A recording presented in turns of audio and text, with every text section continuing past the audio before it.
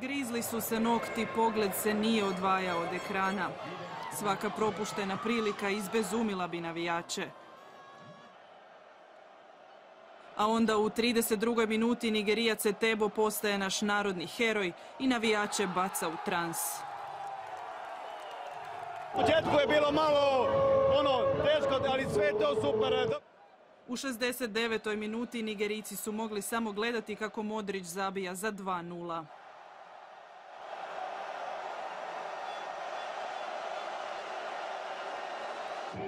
Pobjeda vatrenih euforično se dočekala. U Rijeci bakljada. Viva Croatia! U Zagrebu pjesma.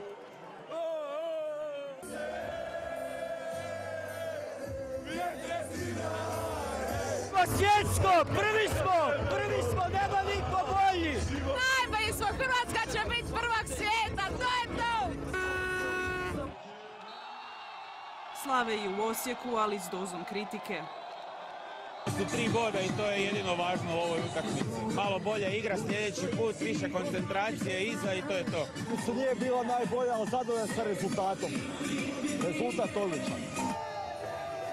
No svi se ipak slažu, bolji početak prvenstva nismo mogli poželjeti.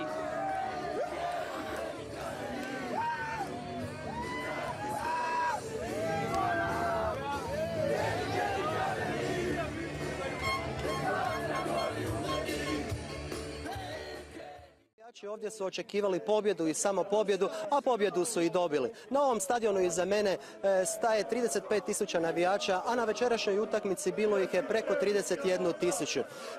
Na stadion se zapravo dobrim dijelom prošarao kockastim dresovima, tako da zasigurno možemo konstatirati kako je na stadionu bilo puno više hrvatskih navijača nego što se to u početku pretpostavljalo kao da će ih biti 6.000. Naravno, našim navijačima ovdje je bilo najlakše doći jer je Kaliningrad najbliži Hrvatskoj, tako da su mnogi dolazili automobilima i zasigurno će ovdje ih biti najveći broj. A kada se budu igrale utakmice u Nižnjem Novgorodu ili u Rostovu na Donu, zasigurno nećemo moći očekivati ovoliko veliki broj hrvatskih navijača.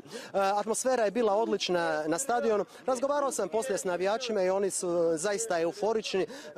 Njihova očekivanja su nakon ovakvog rezultata zaista porasla i oni sada očekuju ne da samo Hrvatska može proći skupinu i pobijediti čak Argentinu, nego da Hrvatska može još puno dalje, pa čak i do četvrtfinala. Napokon da pobjeđujemo na startu, napokon čisto, napokon dobra utakmica, kvalitetna, čvrsta.